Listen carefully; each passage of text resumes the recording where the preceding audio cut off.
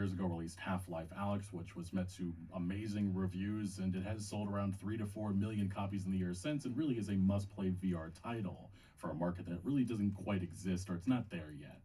There's obviously also Dota 2, still extremely successful to this day. Counter-Strike 2, also extremely successful. And then just recently, Valve did an amazing thing by making Team Fortress 2 partially open source and allowing the community to create full mods based on it. And then, yes, the big game that has been lingering in gaming news, leaks, it feels like there's a rumor every month, but Half-Life 3, if Valve actually ever did it, the internet would explode, and this would be one of the most highly anticipated games on the market. And even as of late, there has been some new rumors indicating it might indeed be on the way finally. But look, Steam is one of the few platforms, not just necessarily on PC, but even console. You can just go to a store page and you have reviews right there telling you, how players, how people view this game. You get honest reactions, because if you go on the PlayStation, if you go on Xbox, Nintendo, it's a very controlled environment. And those reviews are not in the forefront. They're not in your face. And you're not getting total access to how people feel about these games. And yes, I understand that they have reviews, they have stars you can give to a game, but it's nowhere near what you have here with Steam. And I do definitely feel like you get the ire of the AAA games industry with stuff like this. We've heard over the years executives from Ubisoft and other AAA publishers wanting, player accounts to be removed. They want reviews like this to not be accessible because all this stuff hurts their sales, especially if people are able to openly tell you about how they view this game or to review bomb a game. And obviously Valve has had to make some movement on that type of stuff, but definitely being able to see like a game like Overwatch 2 and see these reviews and have people openly talk about how Overwatch has suffered because of Blizzard's inaction over the years, that is good. I think that is healthy for the gaming industry, discussions that need to happen. And this sore spot, this is something that Blizzard has to address, they have to fix. And it keeps some of these developers honest, at least, I think, in my eyes. Now, it is worth mentioning that US lawmakers have been coming after Steam. We talked about this extensively in a different video, but Pepe the Frog, that is pretty much it. An ADL report, which had numerous instances of Pepe the Frog, was used as an example that there's just hate all over Steam and there needs to be a crackdown. This is what US senators have been asking, or demanding, I should say, demanding Gabe Newell to intervene and put action. Really what they want is censorship. That is what they've been calling for. And they hide it behind this ridiculous report. And this was something that happened in 2022. I mean, it's the right wing. You got to stop them. Son brought this up. She said harassment, extremism problem, that is something that's prevalent on Steam. You guys need to stop it. And then it reemerged after a new report came from the ADL in 2024, in which a different U.S. senator, I believe this was from, the senator from Virginia, Mark Warner, he said that Valve needs to crack down on what he calls hateful accounts and rhetoric proliferating on Steam. And again, the biggest evidence in these reports is, I'm not lying, you can check it yourself, is Pepe the fucking Frog, which, with that being your evidence, nobody's going to take this at all serious. But like most of you understand, Valve is a behemoth. They really are the place to go if you're going to be playing on PC and buying games. And it really is important for some of these platform holders to take action and be a little bit proactive for consumers. And I think Valve has been definitely a lot more proactive, at least in the last couple of years. And this is a great example of it. Valve bans forced in-game ads from all Steam titles. And this is specifically what the report says. As spotted by Gaming on Linux, Valve's encyclopedic Streamworks documentation has been updated to make it much more clear that it refuses to sell any game that relies on in-game advertising for its business model. This is a massive shot at the free-to-play MMO market, in which some of this stuff is very much prevalent. And mobile games, that's especially the case, mobile games. And we have seen a lot of movement from some of these mobile games to get entries on Steam, and Valve pretty much here is saying, that's not happening. That means no games can require players to watch ads to be able to play, nor hide any elements of a game behind a commercial. And it goes further, banning the use of viewing ads to gain an in-game advantage, rewards, or time. Valve specifically says in their instructions, developers should not utilize paid advertising as a business model in their games, such as requiring players to watch or otherwise engage with advertising in order to play, or gating gameplay behind advertising. If your game's business model relies on advertising on other platforms, you will need to remove these elements before shipping on Steam. And it goes further saying developers should not use advertising as a way to provide value to players, such as giving players a reward for watching or engaging with advertising in their game. And I understand many watching this video be like, well, why? How does this relate to the AAA games industry? Like, no, we're not seeing this happen. And the truth is, we are seeing this happen. We've seen Xbox even talk about this. They talked about this in 2022, in which some Xbox games could soon have more ads. This was something that Microsoft talked about, and this is something that they were talking about behind the scenes. PlayStation as well talked about how they wanted ads in its games too. The big problem is there's no clarity about how these ad models are going to be introduced. Is it some background, advertisement on a car or something, or is it something forced into your face? And this is something that Electronic Arts also talked about in an investor call just last year, in which they were talking about the new Battlefield. They talked about how it was another tremendous live service in terms of talking about, its quality, which is hilarious. Just shows you how EA's executives view that game. They're just thinking about money, money, money instead of the actual quality of the content. But EA's CEO then pivoted to talking about, maybe we should be putting more AAA, ads in these AAA games. Advertising has an opportunity to be a meaningful driver of growth for us. What does it mean by advertising? And I think we've seen many times over the years that you cannot trust this industry to do gamers right. They will force this stuff down your throat. And the big thing is, we have had unskippable advertising thrown in our face. NBA 2K is the greatest example of this. This happened a couple of years ago and angered many fans, and they only continued it. I believe that they had stopped, but look, we've seen loot boxes. That was the big thing around 2017. Hell, Blizzard's bringing it back. And obviously it's not paid or anything, but monetization mechanics will return. They always return in different forms, and if it's successful, they continue.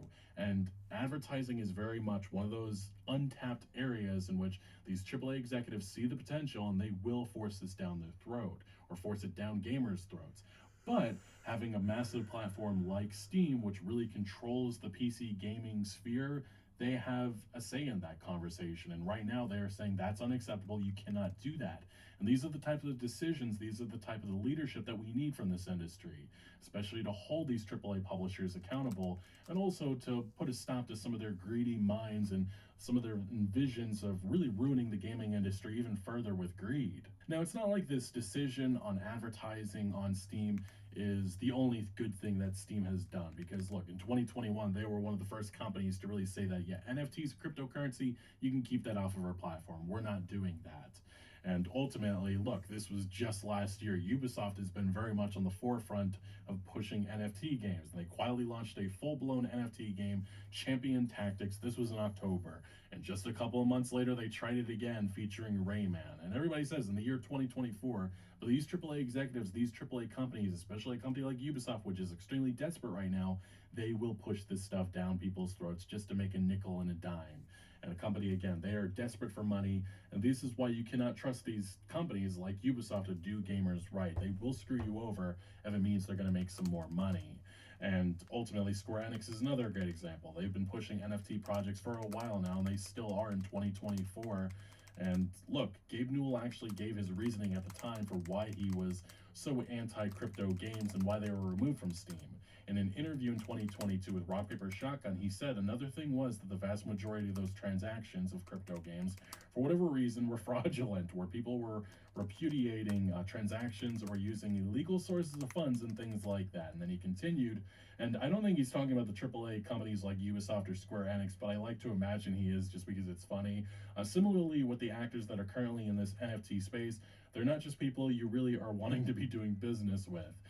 That doesn't say anything about the underlying technology. It's just a reflection of the people right now who are viewing it as an opportunity to rip customers off, which is primarily all of the companies and executives and everybody who's been taking part in it the last number of years, or engage in money laundering or other things like that. And again, I'm sure he's not talking about Ubisoft and companies like that, but I like to imagine he is.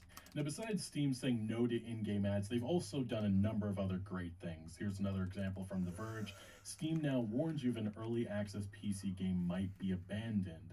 Steam's early access program helps small to medium-sized developers get an idea off the ground but not every game actually does. Now, Valve has a notice designed to warn Steam users when they visit an early access game store page if it's been a minute since the last update. If the devs' lofty goals for a 1.0 release were a little too lofty, then it's probably time to do some due diligence before spending money on what may be abandonware.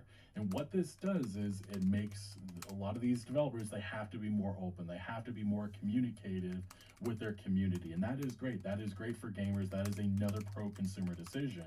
And again, it forces these developers or anybody who's engaging in early access to be more open about the process and what's happening, in fear of having Valve doing this. Now, back in October, it was also announced by Steam that they were getting ahead of a new California law informing users that they don't own their games. This is a different discussion we're going to have in a separate video, hopefully soon, but yes, Steam is informing its users that they don't fully own the games they purchase as a new California law on digital content ownership looms. Steam, the largest digital gaming distribution platform, has begun notifying users that their digital purchases are licenses to access content, not the content itself. And this is a discussion that really needs to be happening a lot more, that, yeah, game access, a lot of these companies, they can just turn things off. We've seen that with a company like Ubisoft and The Crew. Even PlayStation has done some stuff, not necessarily in the gaming sphere.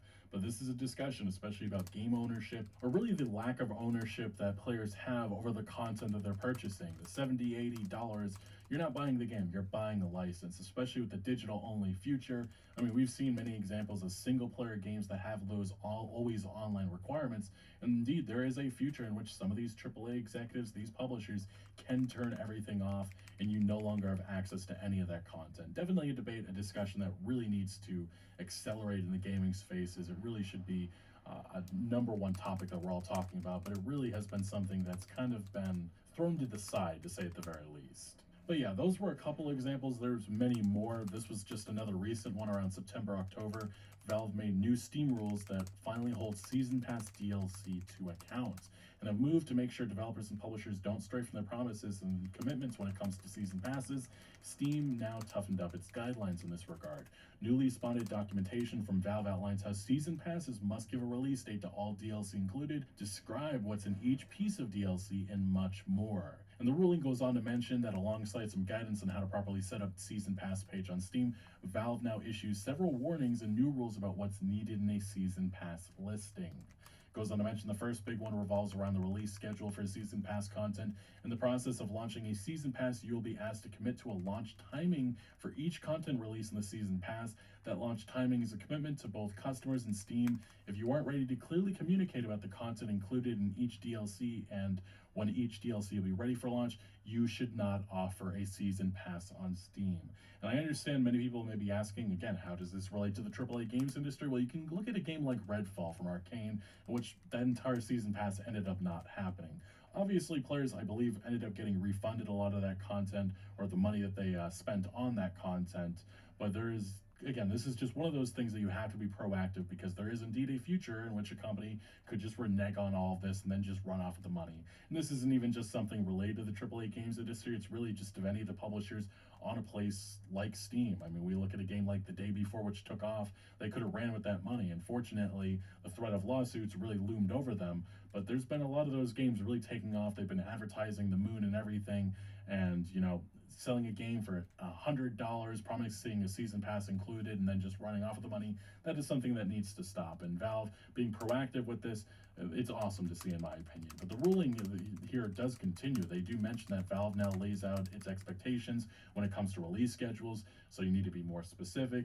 There is some wiggle room in that developers and publishers can self-reschedule, but they can only do it one time only, and it needs to be up to 3 months later than you originally selected. It also says that a piece of DLC intended to be released in a Season Pass is canceled, customers will be offered a refund or the value of that individual piece of content. That refund promise may also apply if a piece of DLC content is delayed by more than that 3-month threshold. Even if there has not been a customer complaint, Valve may take action if you delay a DLC more than a quarter beyond the release window you originally promised. Actions include removing the Season Pass from sale on Steam, refunding all customers who purchased the Season Pass for the value of unreleased DLC, or allowing customers the option of refunding the entire season pass. For the purposes of refunds, the value of unreleased DLC will be decided in discussion with Valve. And some of the other things we've seen, they added a tweak to Steam that, again, changes the way that you download massive updates. That was another great, awesome thing to see. Some of this is quality of life improvements. We did see Steam Families being available, allowing you a way to share your game library with friends and family. Again, just awesome to see. We did see Valve launching a helpfulness system, which pretty much just moves more helpful, insightful reviews to the top rather than the jokey ones.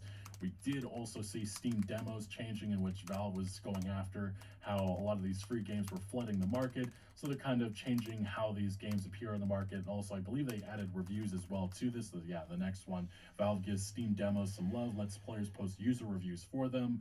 And then we also did see Valve removing arbitration from its Steam agreements. And again, as mentioned here, legal experts consider this a win for Steam users, even if they likely will never have to take Valve to court. Consumers are usually required in such agreements to arbitrate and not sue, at least in the US. Previously, Valve forced its dispute into arbitration when a third-party reviews an issue to resolve it outside the legal system. This update also removed Valve's class action waiver, which means class action lawsuits from a group of people with the same complaint are now on the table, which, yes, this is indeed a win for consumers. And then the last thing, again, Valve just has been making a lot of other moves, a lot of that I did not mention within this video, but these are the proactive things, these are the pro-consumer things that I want to see from a platform. This isn't even just something related to, a PC. On console, this is the same thing. You want to see more stuff like this. You want to be able to hear people's inputs on games, and I definitely get the vibe from a lot of the decisions, a lot of the moves that we've seen from this AAA games industry. This is exactly what they do not want. They do not want people having access to data, being able to see how games are doing, the success or failure of them, and even having input on, reviewing a game. That is something that, it is meant to the ire a lot of these AAA executives. And from some of the conversations that I have had and also overheard, a lot of these executives have been pushing for a platform like Steam to make movement on, to downscale it, or at the very least, to downscale it. Yeah, what the fuck is Doge? What is Doge? It's like a department of... What is Doge? Wait, is it the Department of Special Projects? What is Doge? It doesn't really make sense.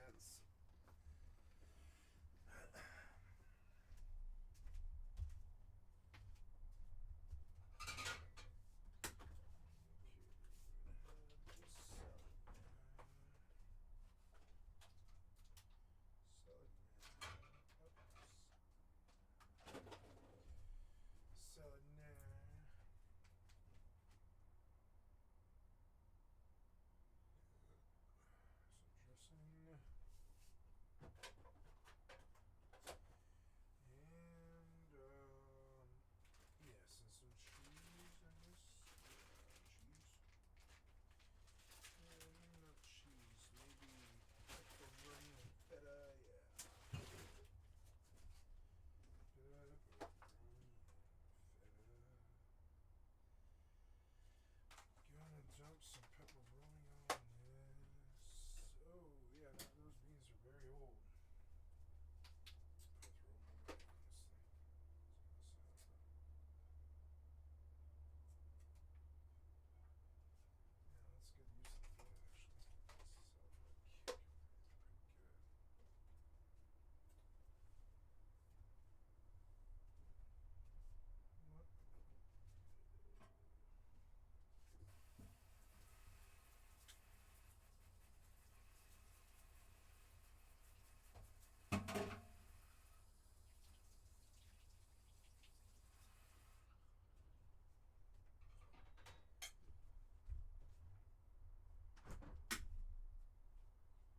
What?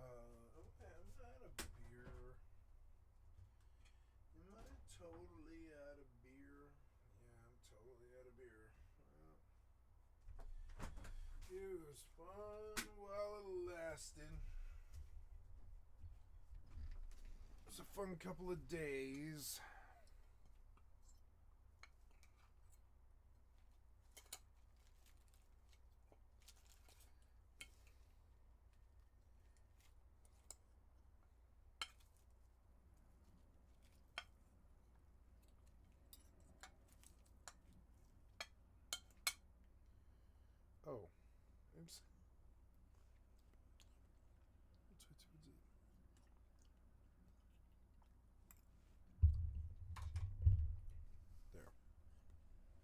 What the fuck is Doge? I keep asking myself that question, and with every thread I pull, things me just too. unravel Like, what the hell more. is it? It's an advisory committee. No, it's a No, White it's House office. No, it's a It's department. a No, Department not of that Special one. The other one. Projects. Yeah. Do you know what Doge is? Because I sure No, don't. I don't- But I don't Doge really sure know. seems to have a lot of power these days. Like a really suspicious fast, amount really of power. fast, But it's cool. yeah. It's run by the richest person in the world. I'm sure he will understand the common man and will use his immense, unchecked power for good. Now, when millions of people voted for Donald Trump, they probably did not envision a situation where a few guys from Silicon Valley would storm through federal agencies tearing them down.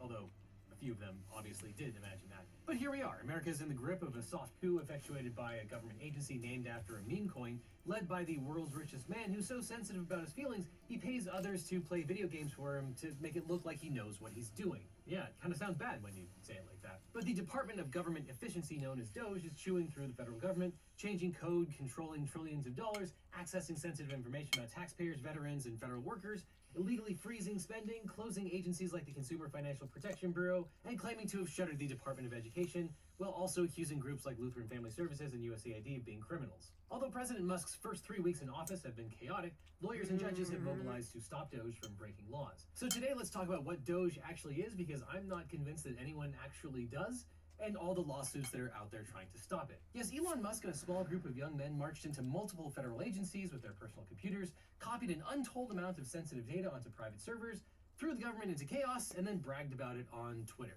Musk claims his raids on government computers is rapidly shutting down billions of dollars worth of illegal payments, but nobody elected Elon Musk as president, so how does he have the power to seize control of the IT systems of seemingly every major US agency? Well, because Donald Trump told him that he was a very special boy. Specifically that he was now a special government employee. So checkmate, that's the end of it. Totally legal, totally cool, nothing we can do here. Except that, of course, the law is clear that Musk's incursion into these agencies is outside the scope of special government employees, but that hasn't stopped Musk or Trump from treating the designation like it's a cheat code for unlimited and unchecked power, setting the stage for multiple monumental lawsuits. Of course, it would help if we could figure out what in the world Doge is in the first place. But let's start at the beginning. What makes a government employee special, and why are Trump and Musk convinced that this is a magic word that gives Elon the power to do whatever he wants? Well, in what is now one of the greatest twists of irony in modern legal history, the designation of special government employee was originally introduced into law to combat government corruption and rampant conflicts of interest. From time to time, the government needs to hire competent technical experts on a temporary basis to advise at the top level. And so this new designation was a means to do so while still holding these employees to a reasonable standard of ethics, accountability, and limit their scope. A special government employee, or SGE, is defined in 18 U.S.C. 202A as, quote, an officer or employee who is retained, designated, appointed, or employed by the government to perform temporary duties with or without compensation for not more than 130 days during any period of 365 consecutive days. Now, defining an SGE as principally an officer or employee of the government means that all SGEs are subject to certain ethical codes. And as outlined by an ethics briefing given to new SGEs by the Department of Commerce, SGEs are told, quote, you may not participate in any particular matter that will have a direct and predictable effect on your financial interests or those imputed to you unless you qualify for a regulatory exemption or receive a written waiver. Of course, Elon Musk is a walking conflict of interest. As the New York Times reported, his companies are, quote, increasingly facing regulatory battles and overlapping federal investigations from all corners of the government. So it makes perfect sense why, in the summer of 2024, Musk felt it timely to donate $277 million to the Trump campaign and use his celebrity to publicly go all in on the MAGA movement. And it seems that in return, Trump gave Musk the authority to raid financial records, networks, and private data of many federal agencies. Now, you would think that this alone means that Musk is violating conflict of interest restrictions, but some SGEs actually qualify for an exception to these ethics rules. Now, for the exception to the ethics rules to apply, the matters the SGE attends to must, quote, not have a special or distinct effect on the SGE or their non-federal employer beyond its impact as part of a broader class. The exception does not apply to financial interests such as stock ownership or other direct financial stake in the employer or prospective employer. Now, on a surface level, you can see why it's in the best interest of the government to allow for some exceptions to the conflict of interest rules, such as when Trump appointed Dr. Scott Atlas as a medical expert special government employee to advise on the COVID-19 pandemic. During the crisis, any direct government benefits distributed to all practicing doctors would have technically constituted a conflict of interest for Dr. Atlas, and so the exception would have protected him if he advised on such a course of action, because being a practicing doctor is part of a broader class. Now, the advice the special government employee Dr. Atlas actually gave President Trump was, don't worry about it, the whole thing will blow over, but generally you want your special government employees to be able to advise to the best of their expertise. And that's why Musk and Trump have repeatedly claimed that all Doge is doing is simply modernizing computer systems. And if that were true, Musk would likely be exempt from conflict of interest rules so long as he limits his activities to things like advising departments to upgrade to Windows 11, which, knowing his track record of giving terrible advice, is something Elon Musk would probably do. But we also know that that's not what Doge and Musk are doing here, especially when Musk called USAID an evil and criminal organization just months after its inspector general started investigating the millions of dollars of Starlink units it bought from Musk to assist Ukraine were being used effectively and appropriately, or when he accused FAA Administrator Michael Whitaker of destroying the human race after the FAA fined Musk $600,000 for gross violations of safety protocols at SpaceX, which delayed a launch for 6 months. You might recall that on Inauguration Day, Musk demanded that Whitaker resign his post, and Whitaker complied. Then he set his sights on the FAA, vowing to fix what was arguably one of the most complex yet reliable data systems ever created that millions of travelers rely on every day. Musk has since forced his way into several other agencies, including the GSA, the CDC, the Department of Labor, the National Oceanic and Atmospheric Association, and even gained complete access to the sensitive payment systems at the Department of Treasury that process over $5 trillion worth of government payments every year. And all the while, the White House says that Musk is not subject to any oversight. He will police his own conflicts of interest. And yet Musk's 6 companies are among the government's biggest contractors. The New York Times reported that 2 of Elon Musk's companies account for at least $15.4 billion in government contracts over the past decade. Now, Musk could get a conflict of interest waiver, but they can't be given retroactively, and the waivers have to be made public. Waiver requests for executive branch employees are covered by 18 U.S.C. 208b1. Under that provision, a waiver is available only if the person who appointed the employee says that the employee's financial interest in a particular matter, quote, is not so substantial as to be deemed likely to affect the integrity of the services which the government may expect from such officer or employee. SGEs must also receive a live ethics training before participating in deliberative meetings, and we're pretty sure that Musk took none of these steps, which means in no uncertain terms that he's not exempt from the conflict of interest rules. Except that at this point, there is no law, only enforcement, and if the executive branch says it doesn't want to enforce those rules, it's hard to force them to do it. The ethics training also says that SGEs are subject to criminal conflict of interest statutes, including 18 U.S.C. 201, which prohibits bribery, and 18 U.S.C. 219, which prohibits SGEs from serving as a foreign agent. But for any of this to matter, Trump's DOJ would have to investigate him, and U.S. Attorney Ed Martin already made the DOJ's position on Trump and Doge abundantly clear.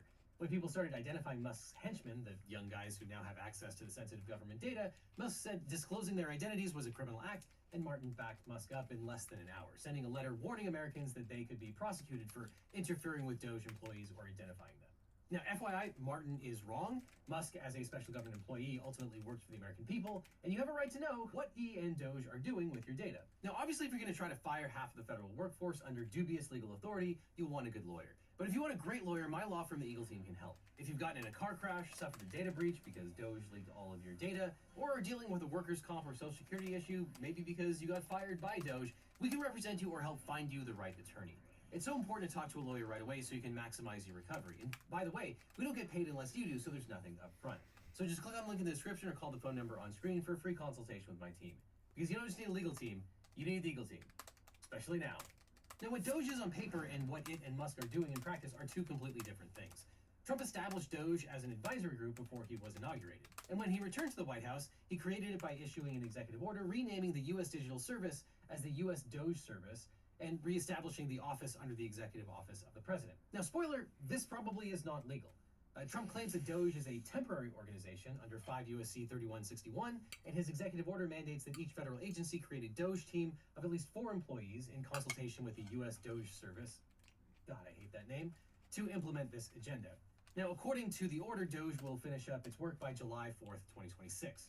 Now, in his executive order, Trump says that the mandate for Doge is to modernize software, quote, the USDS administrator shall commence a software modernization initiative to improve the quality and efficiency of government-wide software, network infrastructure, and information technology systems. The USDS administrator shall work with agency heads to promote interoperability between agency networks and systems, ensure data integrity, and facilitate responsible data collection and synchronization. But the executive order does not give Doge the authority to override agency heads. It states, quote, nothing in this order shall be construed to impair or otherwise affect the authority granted by law to an executive department or agency, or the head thereof, or the functions of the director of the Office of Management and Budget relating to budgetary, administrative, or legislative proposals. However, in practice, Doge far exceeds the typical scope of a temporary organization's mandate. And perhaps most importantly, only Congress has the authority to create or dismantle federal agencies and control spending.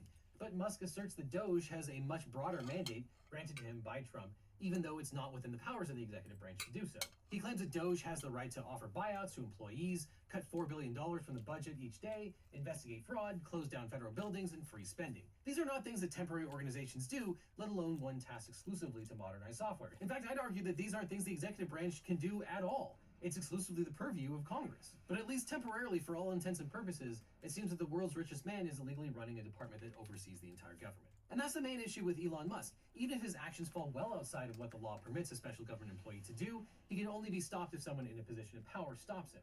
And that can really only be done by Donald Trump himself, or possibly maybe the courts, because hopefully they follow the court orders. But at least the lawyers aren't taking this lying down. In fact, our friends at the National Security Counselors, including Kel McClanahan, have filed a lawsuit in Washington, D.C. that strikes at the heart of Doge. The plaintiffs allege that the creation of Doge violates the Federal Advisory Committee Act, or FACA. The FACA bars the president from delegating decision-making authority to private citizens like Musk without public transparency, and prevents advisory committees from being used to exert undue private sector influence on government decisions. Advisory committees must hold public meetings, keep detailed records, and have a clear purpose with government oversight. And this raises all kinds of questions about whether Musk's status as a special government employee grants him a universal get-out-of-jail-free card, or whether Doge can get away with everything so long as it wears a USDS skin suit. So to sort through all of Doge's, Musk's, and Trump's legal gaslighting, we went straight to the source of the lawsuit, Kel McClanahan. Thanks for joining, Kel. Can you walk me through your case? What are you claiming? The Department of Government Efficiency, the Doge that Elon Musk has set up, it is set up as an advisory committee, and the way that those work, those have to follow certain rules. The Federal Advisory Committee Act is a law that is designed to make sure that random people from outside don't come and start being basically a shadow government, making the choices for the government that the government then follows. So the rules are that they have to be transparent, they have to have open meetings, they have to have records that can be subject to the Freedom of Information Act and stuff like that. Most importantly for this case, they also have to be balanced. And that doesn't mean balanced as in Democrat.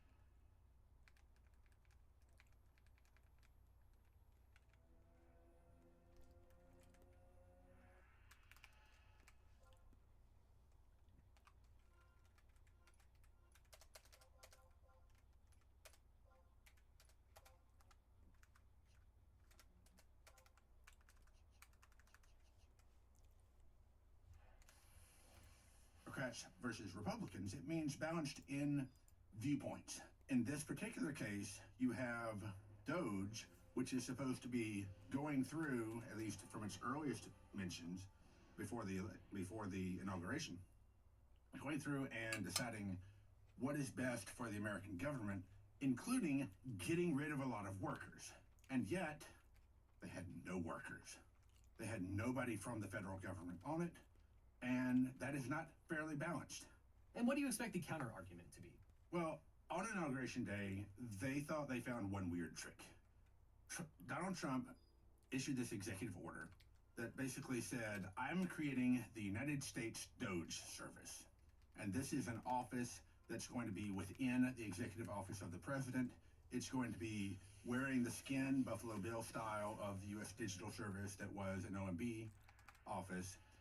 And therefore, it's not an advisory committee, it's an EOP office. Problem is that when they did that, they implied that everyone who was in Doge, Elon Musk and all of his cronies that were out there talking about everything they were going to do to get rid of the workers, would be in the U.S. Doge service. But they didn't actually do that. And they didn't actually say that. And so right now, their argument is, as you ask, going to be that, well, it's not an advisory committee anymore because it's an office in the White House. And I'm not sure that's going to carry the day, given that Elon Musk is out there doing things in Doge's name when he's not even confirmed to be part of the USDS. Well, here's what I've been wondering this whole time. What even is Doge? That's a good question. The Department of Government Efficiency is not a department, and apparently it's not even focused on government efficiency. As one person said, it's an idea, but sometimes it's not an idea. Sometimes it's an office in the White House. Sometimes it's a loose consortium of billionaires. No one can really pin down what Doge is. The best we have to go on is that shortly after Trump was elected, he said, I'm nominating Elon Musk to run Doge. First of all, you know that Trump didn't come up with that name of Elon Musk's famous meme coin on his own for the department. That was a Muskism. They said Doge is going to go through and make the government more efficient, and that's what it's the department of. Then they started running around, pretending to be a real thing, hoping they'd be a real boy soon, and agencies didn't know what to do with it. They didn't know what to do with these people who said, I'm Doge and I'm coming to ask questions. Like, that's nice. Nice. Biden's still president. You don't have any power here. And then the election happened. And for about 6 hours, Doge was unabashedly an advisory committee because the executive order had not been issued yet. And then this U.S. Doge service was created. What Doge is, it changes on a day-to-day basis. Even the Republicans can't decide what story they want to get behind for what Doge is. What about the pilfering of data? Did Musk have legal authority to enter these agencies and get access to sensitive information stored on their servers? Well, that's a two-part question. The answer to can he get into the agencies is sure. I mean, if he's given permission from the White House to go to an agency, he can go to an agency. If I'm given permission by the White House to go to an agency, I can go to an agency. If I'm given permission to talk to people at the agency and they're told to listen to me, I can do that. Getting access to the servers is a different question. There are these routine uses, and that's a term used in the law. And the routine uses are things that the agency is allowed to do with PII in one of these systems of personally identifiable information in one of these systems, and where they can give it, who they can give it to, what they can do with it, and for what purposes they can do whatever with it. The reason for a routine use is that if you disseminate PII without a routine use, you are violating the Privacy Act. Routine uses will be things like for payroll data, well, your bank account information and your social security number and your name are used for HR purposes, for hiring and firing and promotions, for paying you, for making sure you get your money. Almost no routine uses say, and be given to the White House for reasons. And I can pretty much guarantee that no routine use says being given to advisory committee members, or even worse, random billionaires with a White House hall pass who just wander in and ask for it. Did Trump moot your case by naming Musk as a special government employee? Absolutely not. The most that Trump did when he named Musk a special government employee was say that he was now eligible to work for the U.S. Doge Service. He didn't say he works for the U.S. Doge Service.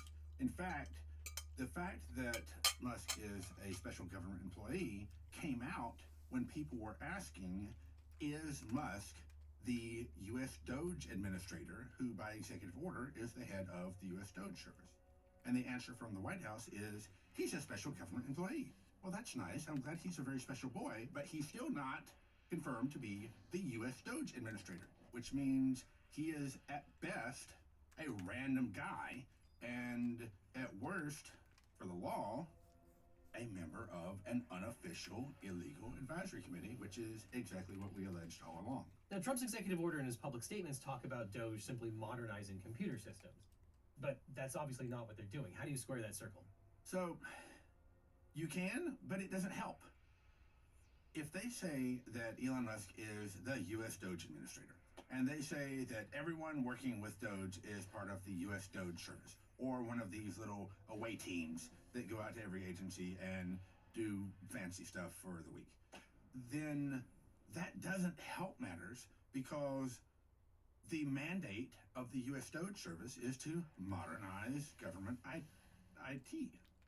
And so if their job is to modernize government IT and they're out there firing people and cutting off funding to grants and cutting off Medicare payments and messing with the Treasury system, they're not modernizing government IT. And so they're exceeding their mandate, which opens up a whole new bucket of random legal issues that they'll have to deal with. And I think that's why they're living in the ambiguity. They're milking the ambiguity to say, if you say they're an advisory committee, no, we're not, we're a service.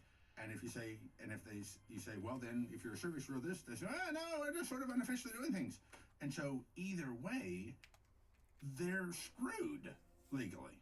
Now, you just said that they're legally screwed. Does that rely on the DOJ going after them? Most of the laws that they're violating are not criminal penalties. They're not criminal cases that have to be prosecuted by the DOJ.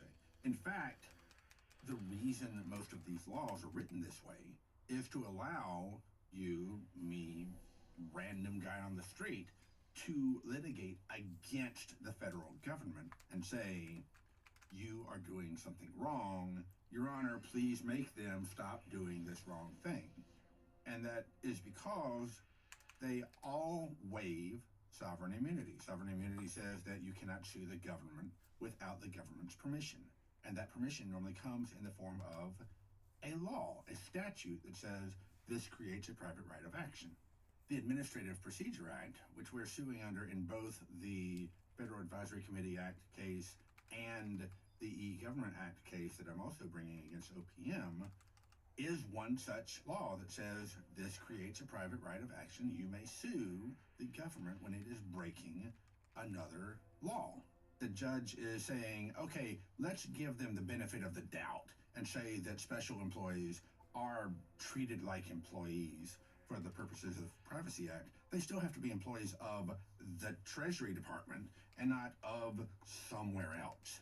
And so that's a distinction that's very defensible. So what happens next with the case? Well, right now we're still trying to figure out the scope of Doge. Is it a White House office? Is it a random bunch of billionaires and tech lords? We don't know. And every story that comes out in the media every day tells us something different. And until we get some clarity on that, we can't tell which way the case will go. Our website is nationalsecuritylaw.org. We are a 501c3 nonprofit. We've been around for about 15 or 16 years. I lose count in my old age and dotage. And we are out there doing what we do. We're doing cases like this, but we're also representing employees. We're also representing people who want to tell their story, write books, people who have lost security clearances, everything you can really think of in the field of national security law or sort of the information and privacy law type of work that isn't criminal. We're not criminal lawyers. That's what we do. Right now, we just go and we help you fight the government when the government is the bad guy. Kel, thanks so much for talking with us today. Kel's firm, National Security Counselors, has worked with Legal Eagle several times, including most recently filing suit over Jack Smith's Trump prosecution documents. The National Security Counselors work closely with all sorts of government whistleblowers, and they have their hands full right now. So you can directly support Kel's work by clicking on the link in the description. Now, Kel's lawsuit argues that Doge isn't a legal advisory committee, but we don't know if the courts are going to see it that way, because the honest truth is that nobody knows exactly what Doge is, least of all the people that created it, it seems. Doge was created by executive order of Donald Trump, and now the rest of the federal government is playing catch-up, while Elon Musk is moving fast and breaking laws. And that's what led the state of New Mexico, joined by 13 other states, to sue Elon Musk on February 13th. In the case of New Mexico versus Musk, the 14 states alleged that President Trump unlawfully delegated extensive authority to Elon Musk without proper legal authorization from Congress and without meaningful supervision. The plaintiffs argued that this concentration of power violates the Appointments Clause of the U.S. Constitution. Article 2, Section 2, Clause 2 requires that, quote, ambassadors, other public ministers, and consuls, judges of the Supreme Court, and all other officers of the United States be appointed by the President with the consent of the Senate. However, the President can also appoint inferior positions without Senate confirmation. Generally, positions that fall into this inferior officer category, which don't need Senate confirmation, are people like administrative staff, assistant U.S. attorneys, the White House chief of staff, and advisors. So generally, the White House has been arguing that Elon Musk is doing nothing more than the type of consultation you'd expect from an inferior office and doesn't have the authority himself. So how did the plaintiffs reach the conclusion that Musk violated the Appointments Clause? Well, it all starts with their allegations about what Doge really is. The states argued that Trump's executive order actually created multiple entities, not just one. In the January 20th executive order that set all this in motion, Trump renamed a pre-existing entity, the United States Digital Service, into the newly minted United States Doge Service, and his executive order goes on to give the Doge Service a different mission and structure than what the U.S. Digital Service did for its entire existence. This is the skin suit Doge that Kel and I talked about just a second ago. But the executive order also created another entity, the U.S. Doge Service Temporary Organization. The executive order says that a Doge administrator will head up the temporary organization, where they will, quote, implement a software modernization initiative to improve the efficiency of federal software and information technology services and promote interoperability among agency networks and systems. And there are 3, possibly 4 different organizations at issue here. The first is the old U.S. Digital Service. Has Doge, as in the Frankenstein entity headed up by Elon Musk, really replaced the newly minted United States Doge Service? We don't really know, and it would be a mistake to concede this. Remember, the United States Digital Service was a separate agency dedicated to making government technology work better, and the old website is still live and mostly unchanged. On that site, you can see the type of activity that U.S. Digital Service used to do and might still be doing, such as improving the SSA.gov website and making sure, quote, it is useful and usable and simplifying veteran-facing services on va.gov. And those were good and worthwhile activities for the government to pursue. But those are absolutely not the activities that Musk's Doge is now performing. And as far as we know, the digital service employees aren't involved with Musk's Doge at all. What happened to these employees? Are they trapped in some kind of weird simulation like the people who worked in Severance? I don't know. But the government now says that Musk isn't the administrator of the U.S. Digital Service and that he's also not an employee. Meanwhile, the USDS engineering director has resigned, and last Friday night, Doge let 50 USDS employees go. Wired, which is doing some really top-notch reporting these days, reports, quote, Amy Gleason, a former Trump administration USDS official, and Kendall Lindemann, formerly of McKinsey & Company, a management consulting firm, explained to the remaining staff members that Doge would become increasingly more hands-on within the organization over the coming weeks and months. Of course, Gleason and Lindemann refuse to say what their job titles are. Yes, here we go again. Are they special government employees, advisors, consultants? Your guess is as good as mine. They also refuse to disclose the names of the USDS administrator or the deputy administrator. The second entity is Musk's Doge, which doesn't have anything to do with creating a better digital experience. Know that the second entity, the thing we're calling Doge, seems to have authority over the Doge teams, which Trump created in his second executive order. That executive order creates Doge teams at every federal agency, which are responsible for hiring and firing. And again, that seems to have little to do with the first entity. If the Doge teams are obeying Musk, who the government insists is part of neither the USDS nor the USDS temporary organization, then they've got to be serving the unlawful advisory committee Doge that's been lurking in the background and pulling the strings this whole time with literally no legal standing to do anything. And the third is the temporary organization. The executive order establishing this is strangely written. It says, quote, establishment of a temporary organization. There shall be a USDS administrator established in the executive office of the president who shall report to the White House chief of staff. And we don't think the administrator directly runs the temporary organization if we go by what's on paper. The executive order states that the temporary organization is, quote, further established within USDS, and the temporary organization shall be headed by the USDS administrator and shall be dedicated to advancing the president's 18-month Doge agenda. So someone at USDS runs the temporary organization, but we don't know who. We only know it's not Musk. At least they say it's not Musk. So therefore, by its terms, we seem to have 2 Doges, the actual Doge, which again is just Elon Musk and friends wearing a skin suit carved out of the corpse of the U.S. Digital Services, but we also now have the U.S. Doge Service Temporary Organization, which is ordered to be run by a Doge administrator, and it has a baked-in expiration date. But then, as the lawsuit alleges, the executive order also created, quote, the Doge teams, which are intended to be embedded in every federal agency and will typically consist of a team lead, 1 engineer, 1 human resources specialist, and 1 attorney. The Doge teams were to be created through the consultation between the relevant agency head and the Doge administrator. Now, these Doge teams effectively give Doge, which is an executive agency, tentacles into every agency across the government, which, I shouldn't have to remind you, is not how honest and efficient government works. And so, which Doge do the Doge teams serve, you might ask? Skin suit Doge or Doge with an expiration date? Well, who's to say? The executive order isn't clear, and so Elon Musk and his mostly unnamed team members are operating in a manner that's incongruous with the Trump executive orders, and they continue to exercise power that seemingly was never afforded to them by Congress or through the Appointments Clause. Though the counter-argument that may be too cute by half is that Elon Musk technically doesn't have any power. He's simply making recommendations to the president, and the president then pulls the trigger.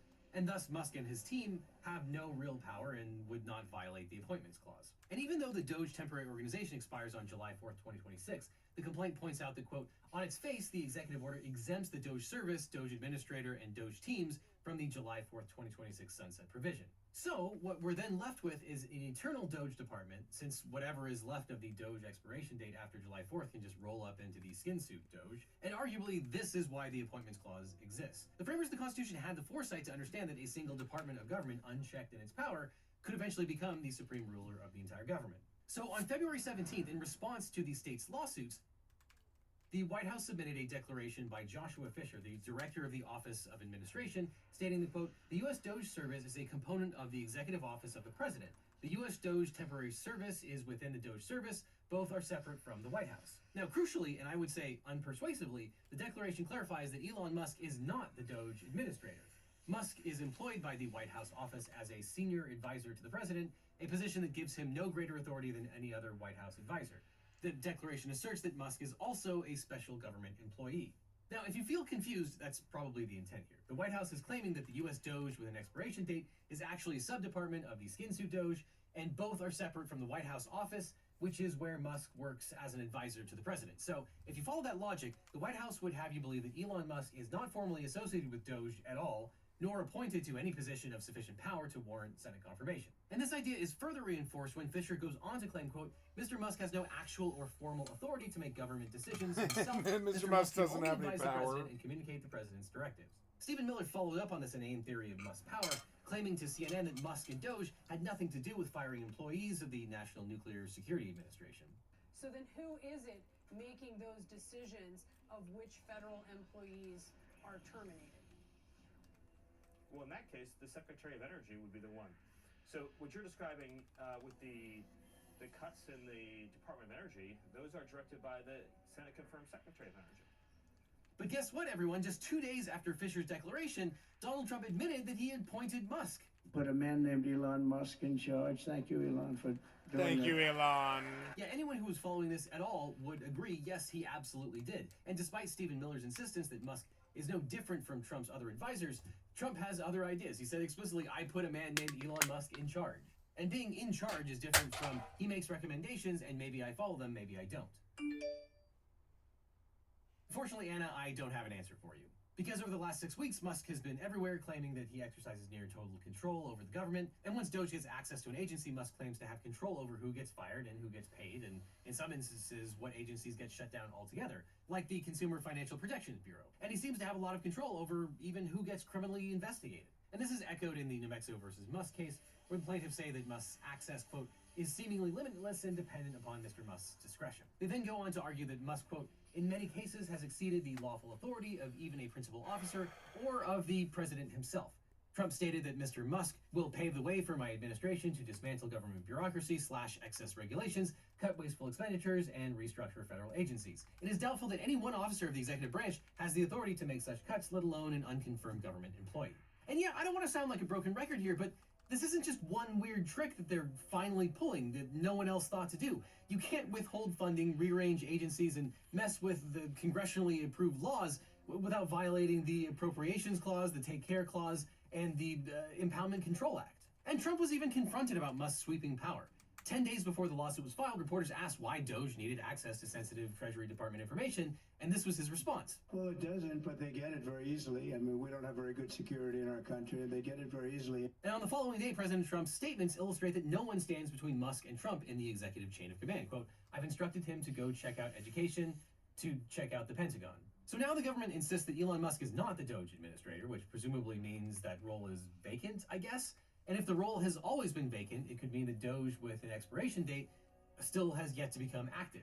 Now, the states were hoping that the courts would grant a temporary restraining order against Musk and Doge, but on February 18th, Judge Chutkan denied their motion. She found that the states did not carry their burden, showing that they will suffer imminent and irreparable harm. The court said, quote, plaintiffs' declarations are replete with attestations that if Musk and Doge defendants cancel, pause, or significantly reduce federal funding or eliminate federal state contracts, plaintiff states will suffer extreme financial and programmatic harm. However, whether these harms will come to pass remain uncertain. When litigants have identified specific individuals or programs imminently targeted by defendants, courts have issued appropriately tailored TROs. And Judge Chutkan cited the AIDS Vaccine Advocacy Coalition versus Department of State and Doctors for America versus OPM. In both those cases, Doge's sudden interventions caused concrete harm to specific programs. In contrast, Judge Chutkan said that the states can only point to media reports about what Doge is up to, but, quote, these reports cannot substitute for specific facts in an affidavit or a verified complaint that clearly show that imminent and irreparable harm, loss, or damage will result. And even if the court could appropriately consider the news reports in conjunction with defendants' vague representation, many employees were terminated. But as we've talked about many times, a TRO is a very extreme form of relief that's used for emergencies. And although the judge denied the motion for a TRO, she didn't rule on the merits of plaintiff's appropriations clause arguments. And she signaled that she might be open to a preliminary injunction after more briefing. So are the Doges plural legal? Heck if I know. I don't even know what they are. Now, Doge is arguably one of the greatest threats to data privacy that the world has ever seen, especially because so little is known about what data they actually have access to. And even if you're not a government employee, the data that the government has about you is now in serious risk of being compromised. And all it takes is one hack of any computer connected to Doge for your personal and private information to then be endlessly copied and sold to data brokers, who then copy and sell it to anyone in the world for pennies on the dollar, leaving you drowning in scam calls, spam emails, and junk mail. But luckily there are people out there who can help, and that's why we recommend signing up with today's sponsor, Incogni. You can use my link in the description for an exclusive 60% off discount. Because Incogni removes your personal data from online data brokers by reaching out directly and forcing them to take your personal info down. If these data brokers resist, Incogni will take care of that too, because Incogni fights back. These data brokers are the reason why in the US you can search your name and find a bunch of websites that will give anyone your home address, phone number, and extensive history. It's shocking just how easy it is to find all this information. It also might be why you're getting so many spam calls lately, or even how someone might steal your identity. But Incogni is a great way to take back control of your data, increase your online privacy, and cut down on those annoying scam calls and emails that used to flood my voicemail and inbox.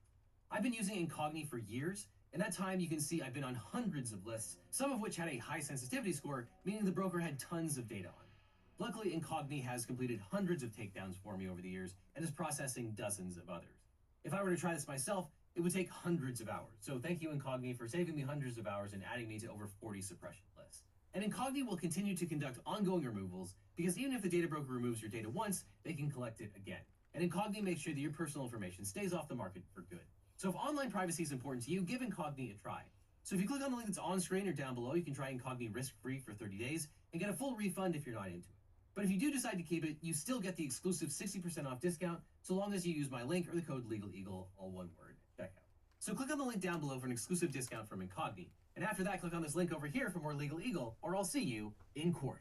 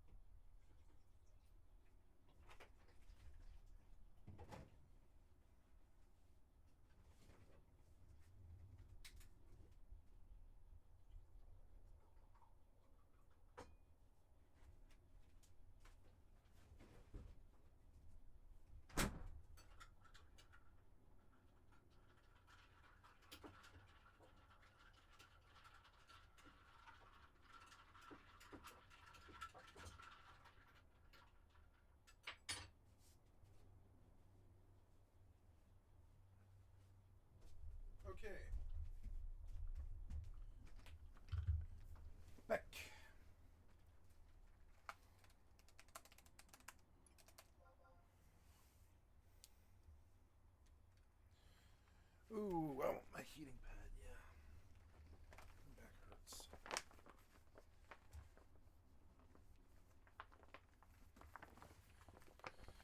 Oh, yeah, I've done that so many times.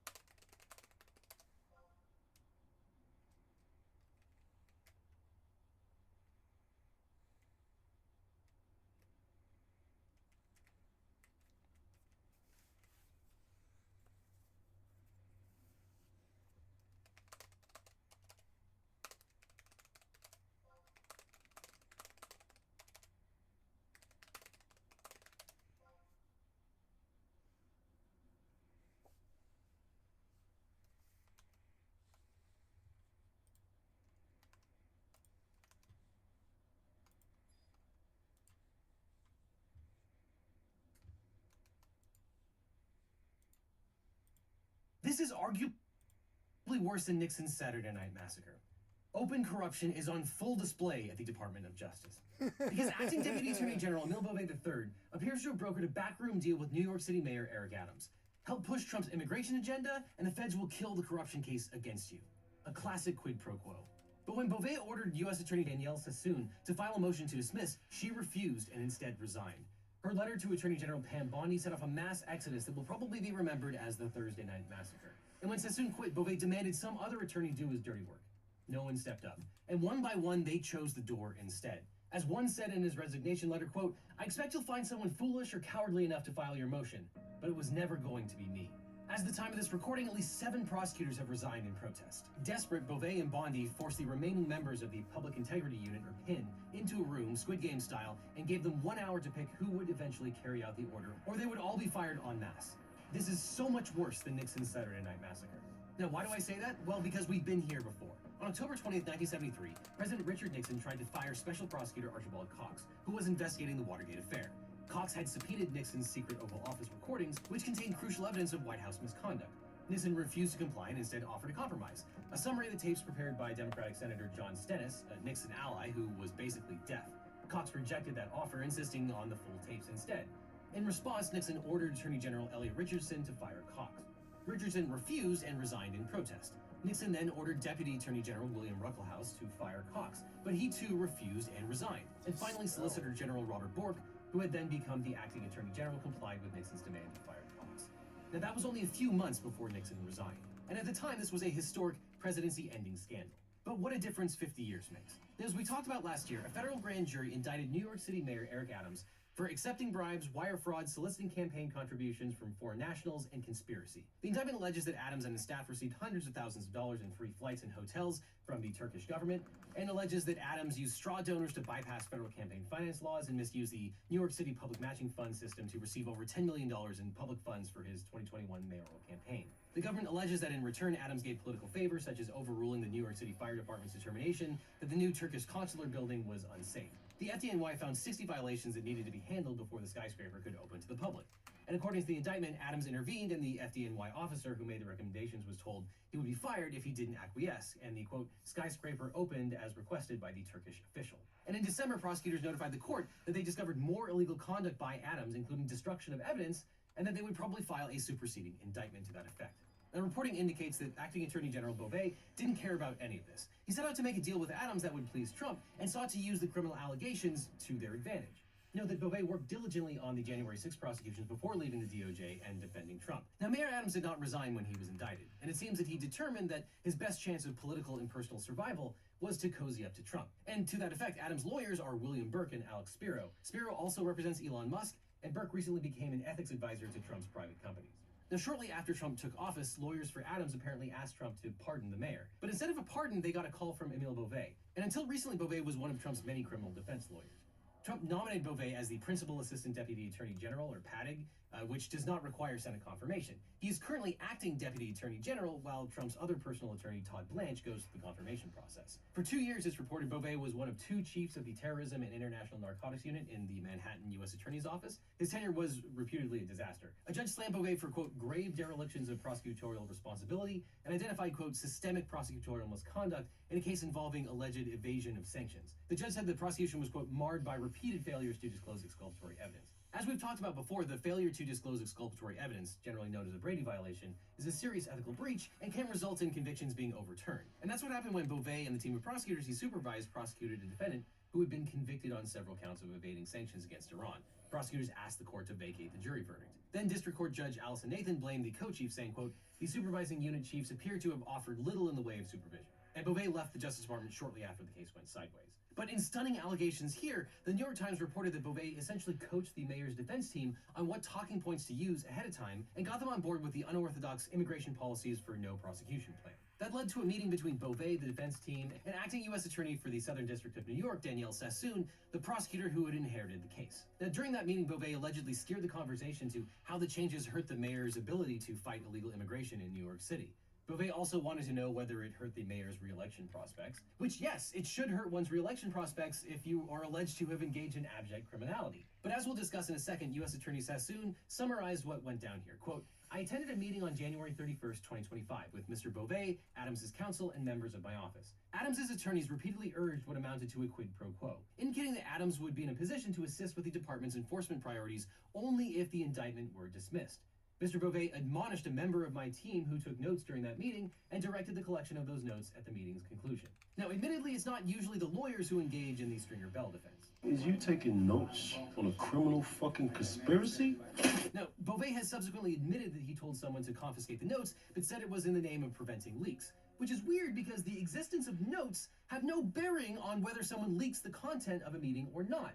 Notes are merely a record of what happened. Is you taking notes on a criminal fucking conspiracy? I guess the answer was yes. And a few days after that meeting, Beauvais ordered acting U.S. Attorney Sassoon to drop all charges against New York City Mayor Eric Adams and issued a public memorandum to that effect. Now, amazingly, Beauvais' memorandum explaining his rationale says it has absolutely nothing to do with the, quote, strength of the evidence or the legal theories on which the case is based, which are issues on which we defer to the U.S. Attorney's Office at this time.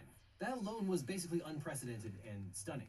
But at the time, Beauvais had no criticism of Sassoon or her staff. In fact, he told her, quote, this directive in no way calls into question the integrity and efforts of the line prosecutors responsible for the case or your efforts in leading those prosecutors in connection with a matter you inherited. So why on earth would Beauvais want to dismiss this case?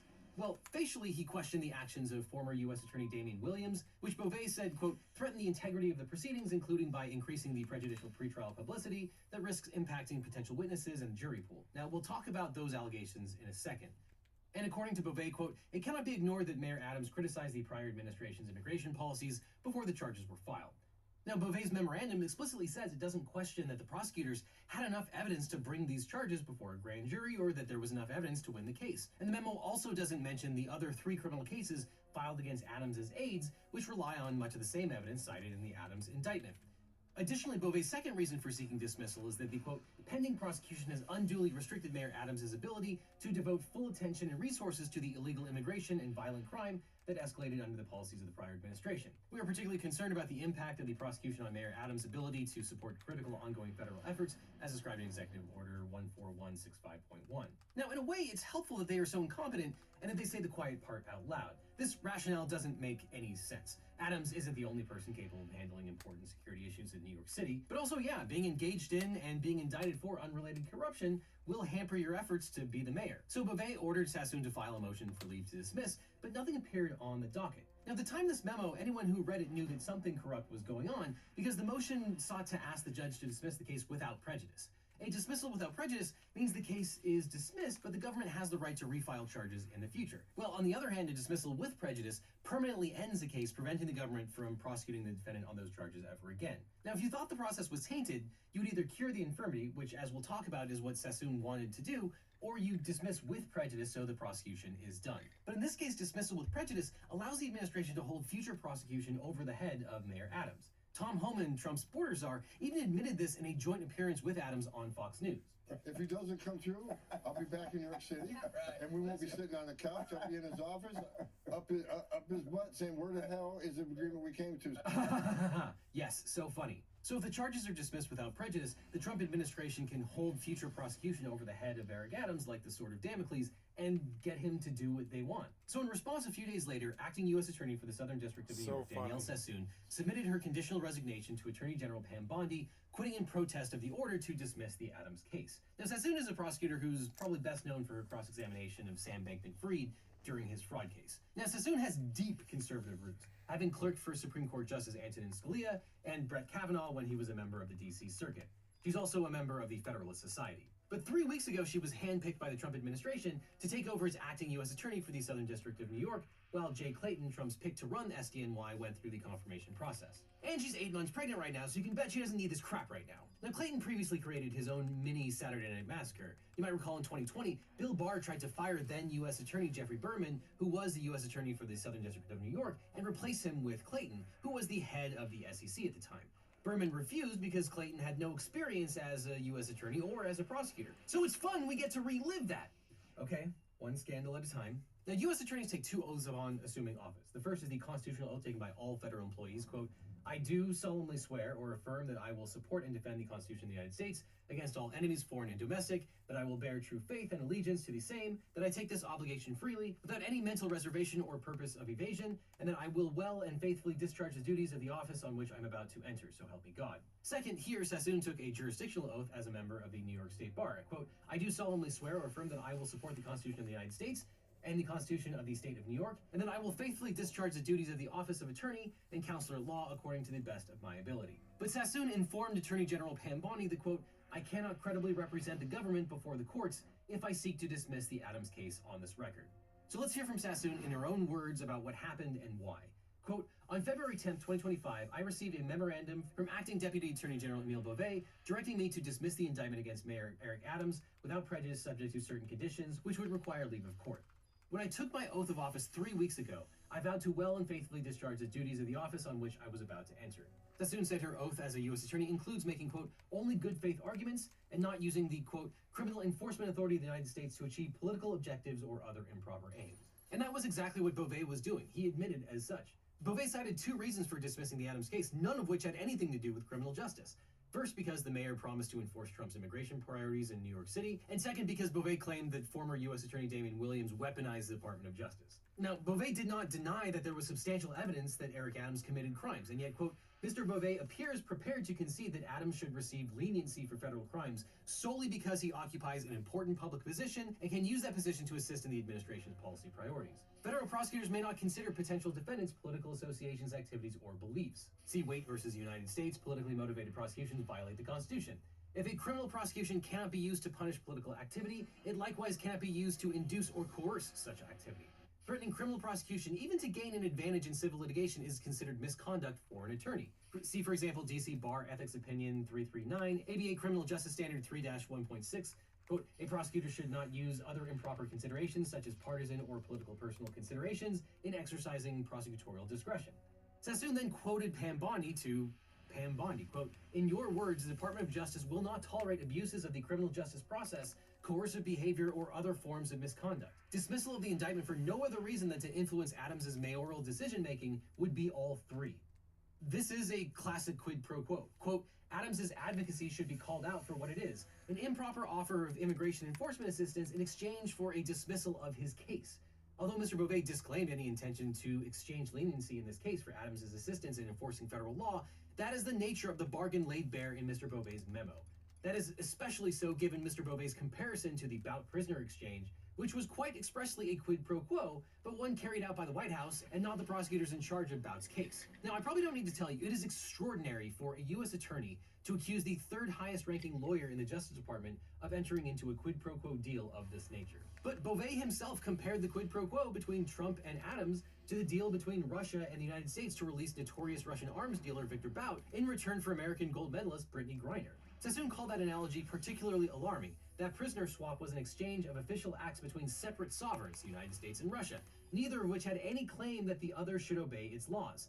By contrast, Adams is an American citizen and a local elected official who is seeking a personal benefit, immunity from federal laws to which he is undoubtedly subject. In exchange for act enforcement of federal law, he has no right to refuse.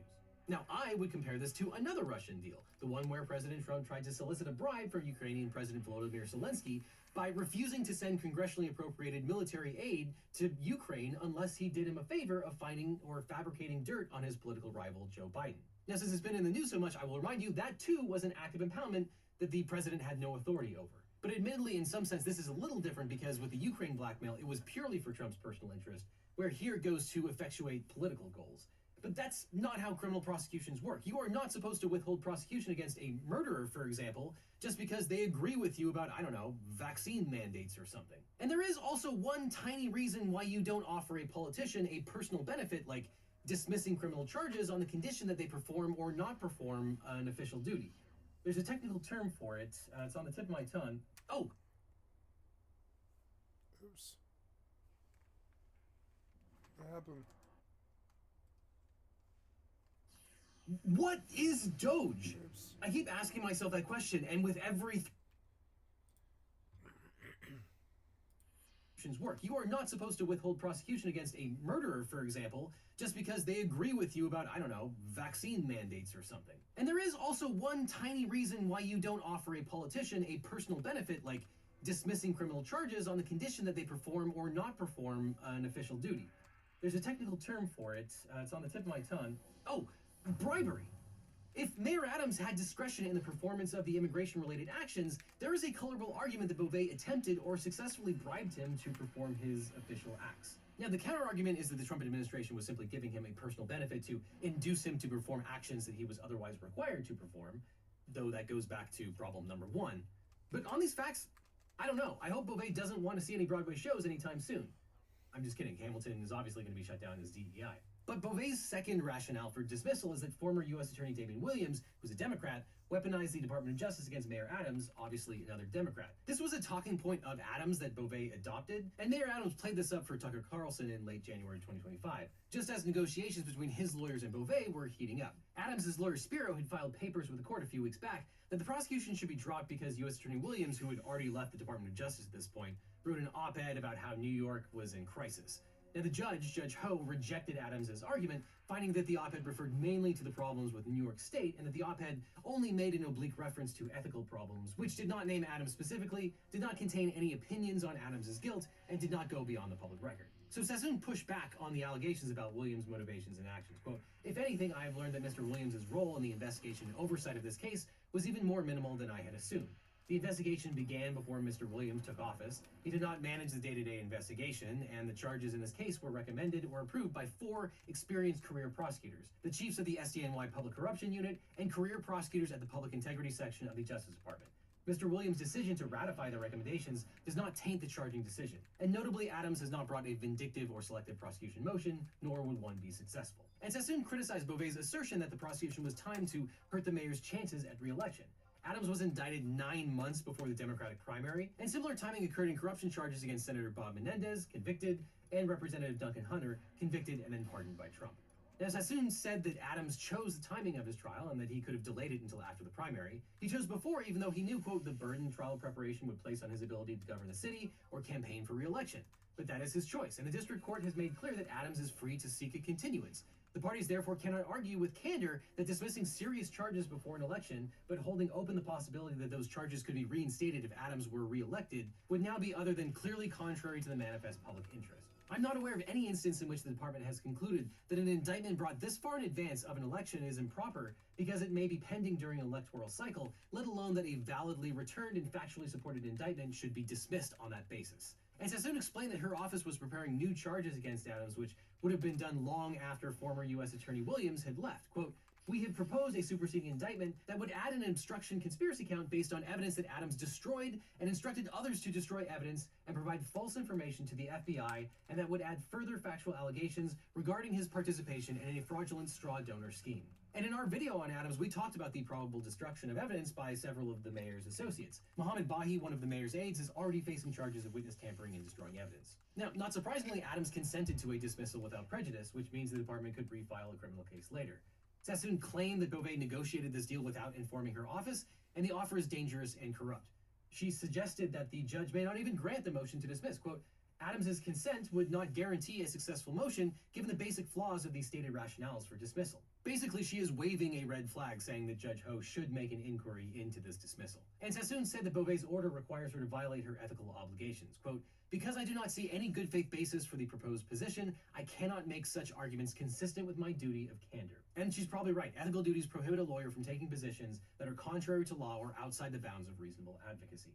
Sassoon closed the letter by asking Bondi for a meeting. Quote, in the event you are unwilling to meet or reconsider the directive in light of the problems raised by Mr. Beauvais' memo, I am prepared to offer my resignation. It has been and continues to be my honor to serve as a prosecutor in the Southern District of New York. Now, I wanted to take a step back and get a gut check on this outrageous behavior.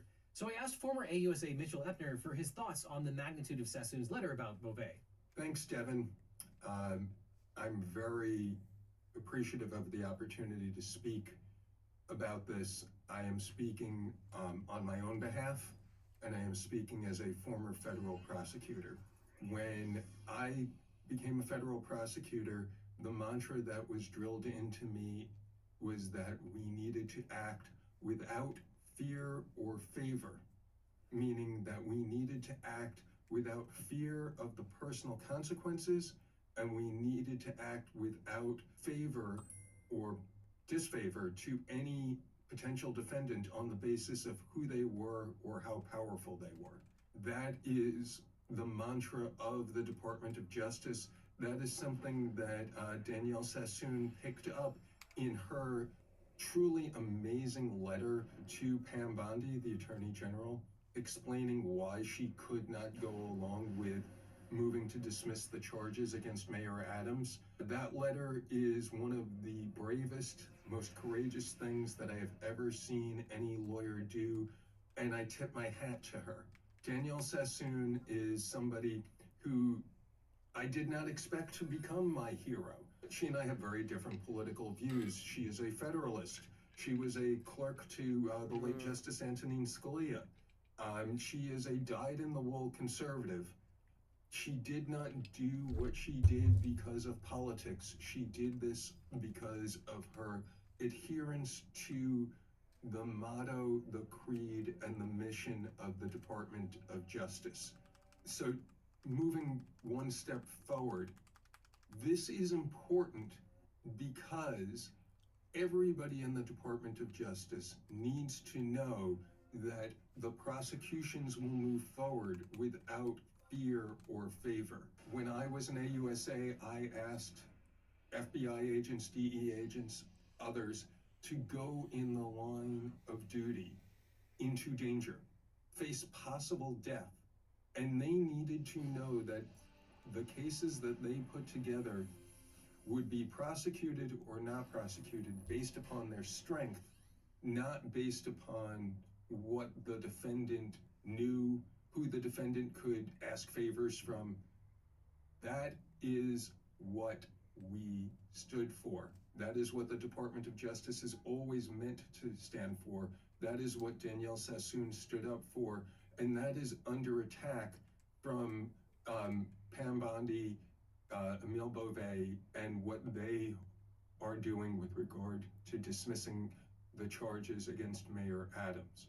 Now, we know that the decision not to pursue the charges against Mayor Adams has nothing to do with the underlying facts, because Emile Beauvais put that in the initial 8-page memo he sent demanding that the charges be dropped. And it is highly problematic that the demand was that the charges be dismissed with the possibility of them being reinstated in November after the results of the election were known for mayor. So yeah, that checks out, unfortunately. We'll come back to Mitch about what's going to happen next in this case, but we still have a lot to get through. Beauvais gleefully accepted Sassoon's resignation, even though he didn't technically have authority to do so. Only Attorney General Pam Bondi did. Beauvais' praise for the prosecutors and their integrity evaporated when he read Sassoon's resignation letter. He fired back, accusing her of continuing to pursue a politically motivated prosecution. He accused her of betraying her oath despite express instructions to dismiss the case, and said she lost sight of her oath by disagreeing with, quote, the policies of a democratically elected president and a Senate-confirmed attorney general. Now, reminder for all the attorneys out there, no matter how much you like a president's policies or not, they do not override your ethical obligations as a lawyer. The ends don't justify the means, something, something, something. Now, Beauvais defended his actions by referring to Trump's executive order. Quote, the weaponization finding in my February 10th, 2025 memorandum was made pursuant to a policy set forth by President Trump, who is the only elected official in the executive branch, in connection with a decision that was authorized by the Senate-confirmed Attorney General of the United States and entirely consistent with guidance issued by the Attorney General shortly after that confirmation. Your office has no authority to contest the weaponization finding or the second independent basis requiring dismissal set forth in my memorandum. The Justice Department will not tolerate the insubordination and apparent misconduct reflected in the approach that you and your office may have taken in this matter. Beauvais again accused former U.S. Attorney Damian Williams of making incendiary statements about Mayor Adams, which apparently demonstrated bias and prejudiced the jury pool. That Williams, quote, launched a personal website which closely resembles a campaign website that touts articles about the ongoing prosecution of Mayor Adams with titles such as U.S. Attorney Damian Williams has come for the Kings, a mayor, a rapper, a senator, a billionaire, meet the man who has prosecuted them all, and former prosecutor Damian Williams flexes SDNY power against Eric Adams and Sean Combs. And also said that reviewing the voluminous evidence against Adams would burden the mayor's ability to run a campaign and do his job. Quote, in October 2024, an AUSA responsible for the prosecution of Mayor Adams represented that the first batch of discovery in the case included about 560 gigabytes of data. Thus, as a trial date was negotiated, Mayor Adams was faced with an impossible choice between seeking to defend himself at a pre-election trial and in the hopes that he could campaign based on exoneration, and taking a reasonable amount of time to review the discovery and prepare his defense at a post-election trial. His acquiescence in the former option does not justify your office's decision. And this is exactly the sort of thing that Beauvais wrote when he was Trump's defense lawyer. That there's so much evidence of criminality he won't have time to be mayor is not quite the poem that Beauvais thinks it is. Finally, your suggestion that President Trump should issue a pardon to Mayor Adams, instead of dropping the prosecution, reveals your office's insubordination is little more than a preference to avoid a duty that you regard as unpleasant and politically inconvenient. Your oath to uphold the Constitution does not permit you to substitute your policy judgment for that of the President or senior leadership of the Justice Department, and you are in no position to suggest that the President exercise his exclusive Article 2 authority to make your job easier. Beauvais then listed all the activities that Adams allegedly can't do because he's under indictment, such as communicated candidly with city officials and federal agencies. Now, I probably don't need to mention that there is no evidence that Mayor Adams can't coordinate with local and federal officials. And more importantly, none of these woes are the problems of the U.S. attorneys. If Adams can't perform his duties because he's on trial for bribes, then he can resign. And in any event, Texas Attorney General Ken Paxton was under indictment for 9 years and still managed to do all the things that he wanted to do, like prosecuting New York doctors for prescribing abortion pills and suing immigrants' rights groups for political speech. Now, once they accepted Sassoon's resignation, the DOJ reportedly asked John Keller, acting chief of the Public Integrity Section, or PIN, in Washington, D.C., to step in and carry out the order. He refused and also resigned. They then turned to the acting head of the criminal division, Ken Driscoll. He refused and resigned. And according to NBC News, at least 3 more senior attorneys in the PIN have resigned rather than carry out an order that they believed was corrupt, including at least 3 and maybe all 4 of the deputies in charge of PIN. Hagan Scotton, who clerked for Supreme Court Justices John Roberts and Brett Kavanaugh when he was on the D.C. Circuit, sent an absolutely scathing resignation letter. He said Beauvais wrote him a letter rebuking him for refusing to dismiss the case. Scotton says no one ever asked him to file the motion, but if they had, he absolutely would have refused. Scotton described himself as someone who is sympathetic to Trump's objectives. However, quote, any assistant U.S. attorney would know that our laws and traditions do not allow using the prosecutorial power to influence other citizens, much less elected officials, in this way.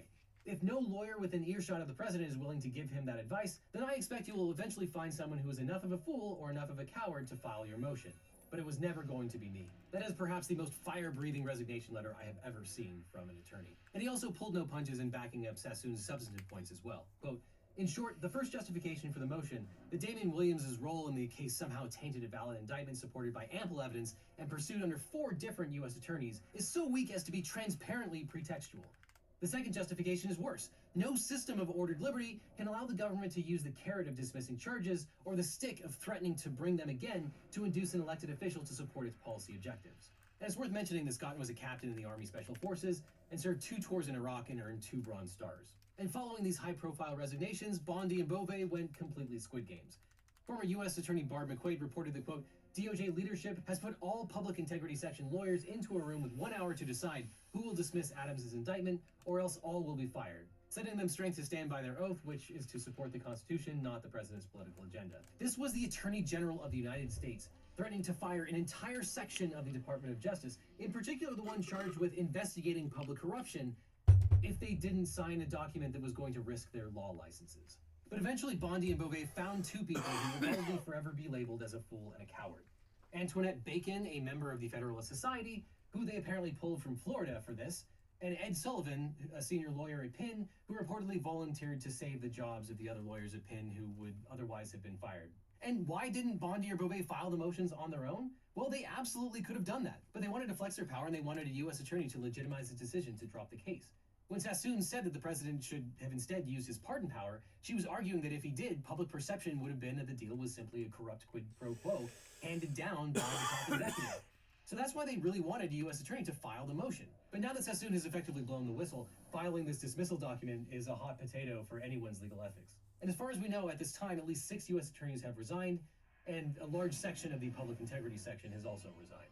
That is at least 3 times as many who quit during the Saturday Night Massacre during the Nixon administration. And that purge actually triggered Nixon's impeachment. But in 2025, well... So what happens now? They have filed their request for dismissal, but Federal Rule of Criminal Procedure 48A says that, quote, the government may, with leave of court, dismiss an indictment, information, or complaint. So a federal judge can refuse a prosecutor's motion for leave of court to dismiss a criminal indictment, but only under limited circumstances. And I asked Mitch Epner what he thought would happen here. I want to move forward to the next big actor in this, and that is Judge Dale Ho. If Emile Beauvais himself or find somebody at the Department of Justice to make the motion to dismiss, that motion will be presented to the trial judge, Dale Ho. I had the great fortune to work with Judge Ho when we were both near the beginning of our careers at a firm called Fried Frank. I've remained friendly with Judge Ho since then, until he took the bench. I know nothing about what Judge Ho thinks about this case. I do know that I've always greatly respected and admired him, his honesty, and his incorruptibility. Judge Ho is going to have a big choice. He could either rubber stamp the request from the DOJ, or he could ask the hard questions. Danielle Sassoon has predicted that Judge Ho will ask the hard questions, and I think that it is highly likely that she is correct. I'm quite confident that if Judge Ho asks the hard questions, the DOJ and Emile Beauvais will have no good answers. And the reason we know they have no good answers is the 2 letters that Emile Beauvais wrote are internally inconsistent, they are contradictory, and they make it clear that Danielle Sassoon is right on the law and they are wrong. Now, what can Judge Ho do if he thinks that this is a wrongful attempt to terminate? There are 2 things he could do. One is highly unlikely. The second is something that's pretty clearly within his powers. The highly unlikely thing he could do is insist that the DOJ move forward with the prosecution. As far as I know, that's happened once in the past decades. Danielle Sassoon cited that case in her letter. It's very rare. The thing that he could more easily do is he could deny the request to dismiss the case without prejudice, meaning deny the DOJ the opportunity to refile these charges at some later time and require them to make a choice. Do they want to move forward now, or do they want to dismiss these claims forever? That is something that is very clearly within his jurisdiction, and frankly not particularly controversial. It would, however, put Judge Ho in the center of the MAGA media storm. I want to sort of wrap up by thinking for a moment of what does it do for Danielle Sassoon to stand up and say no, and if he does, for Judge Ho to ask the hard questions.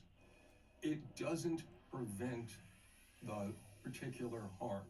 It is likely that these charges will be dismissed one way or the other. It is an act of faith in the system It is an act of faith that by shining a spotlight, acting as a speed bump, they will draw attention from U.S. citizens who will say this is wrong and that it will not continue. Even if the charges against Judge Adams end up being dismissed, that there will be a price to pay because this sort of misconduct is not consistent with the ethics or the mission of the Department of Justice.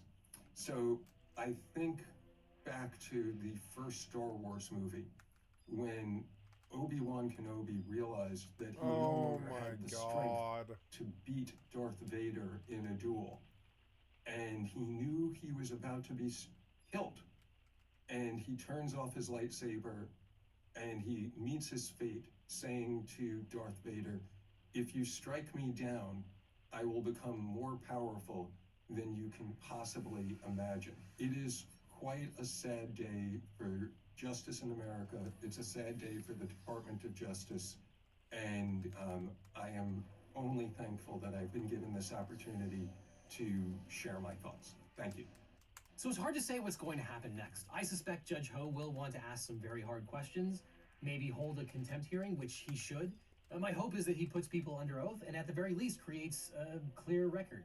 A clear record including putting one or more of the attorneys under oath, especially Emile Beauvais. You'll note that the Rule 48 motion for dismissal that Bacon, Sullivan, and Beauvais signed and filed with the court was very carefully written to put the onus on Beauvais. It places the action very carefully, like, quote, "The acting Deputy Attorney General has determined and directed." The acting Deputy Attorney General concluded that dismissal is necessary because the acting Deputy Attorney General also concluded that continuing these proceedings would interfere. So yeah, bring him and potentially AG Bondi into the court and make them make those representations under oath. Though I expect after this, they might just welcome a dismissal with prejudice just to get out of it. But this is a mess. It is a black eye for the Department of Justice and for the rule of law. It is one of the most corrupt, craven, lawless, and politically weaponized uses of the Department of Justice. Get them legal. It's almost as bad as how data brokers use your private information for their own benefit, which you can fight with today's sponsor, Incogni. I'm really sorry. Our sponsors help make videos like this possible, especially on a 2-day turnaround. And Incogni is a longtime supporter and actually a good service. And it's especially important now that the data that the government has about you is now in serious risk of being compromised, if it hasn't been already. And all it takes is one hack for your personal and private information to be endlessly copied and sold to data brokers who then copy and sell it to anybody in the world for pennies on the dollar, leaving you drowning in scam calls, spam emails, junk mail. But luckily there are people out there who can help, and that's why we recommend signing up for today's sponsor, Incogni. And you can use my link in the description of the code LegalEagle for an exclusive 60% off discount. Because Incogni removes your personal data from online data brokers by reaching out directly and forcing them to take your personal info down. If those brokers resist, Incogni will take care of that too, because Incogni fights back. These data brokers are the reason why in the US you can search your name and find a bunch of websites that will give anyone your home address, phone number, and extensive history. It's shocking just how easy it is to find all this information. It also might be why you're getting so many spam calls lately, or even how someone might steal your identity. Incogni is a great way to take back control of your data, increase your online privacy, and cut down on those annoying scam calls and emails that used to flood my voicemail inbox. And now I've been using Incogni for years, and in that time you can see I've been on hundreds of lists, some of which had a high sensitivity score, meaning the broker had tons of data on it. Luckily, Incogni has completed hundreds of takedowns for me over the years and is processing dozens of others. If I were to try this myself, it would take hundreds of hours. So thank you, Incogni, for saving me hundreds of hours and adding me to over 40 suppression lists. And Incogni will continue to conduct ongoing removals because even if the broker removes your data once, they can collect it again. Incogni makes sure that your personal information stays off the market. Good. So if online and privacy is important to you, give Incogni a try. So if you click on the link that's on screen or down below, you can try Incogni risk-free for 30 days and get a full refund if you're not into it. But if you do decide to keep it, you'll still get the exclusive 60% off discount so long as you use my link or the code LegalEagle, all one word. So after you click on that, click on this link over here for more Legal Eagle, or I'll see you in court. On January 28th, federal...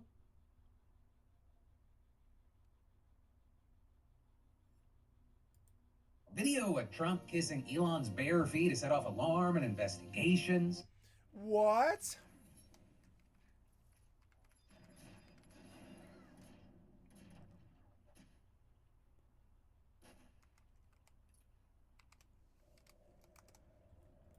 Trump's own Tulsi Gabbard and Video of Trump kissing Elon's bare feet to set off alarm and investigations. Trump's own Tulsi Gabbard and Kash Patel are telling their teams to ignore Elon Musk's justify your job or resign email as agencies scramble to understand what is real and legal or not. You've got more Blake Lively, Justin Baldoni updates that have the internet divided. We're talking about all that and much more on today's brand new Philip DeFranco show. You daily dive into the news, how it's being covered, and how people are reacting to it. But first, got an awesome but ultimately self-serving announcement for you. That is, right now, your Beautiful Bastard February Feelings drop just went live over at beautifulbastard.com. And it's the perfect blend of new releases and unvaulted classics. So yeah, snag yourself some Everyone's a Villain in Someone Else's Story gear, a Don't Be Stupid shirt or hoodie, Emotionally Exhausted in black or green. I also brought back I Love Naps, Keep Going, and we've got a brand new Embrace Change line. And of course, that's all in addition to some of this year's bestsellers that you might not have snagged for yourself yet. Which, hey, great news, all of these are made with our Beautiful Bastard core line now. Which one means that the shirts are this perfect mid-weight custom cotton spandex blend with the best fit and just the right amount of stretch. And two, our lines now go from small to 5XL because we want people to wear their feelings, but also to have clothes for everybody and everybody. So yeah, grab yourself anything and everything you want while you can. But that said,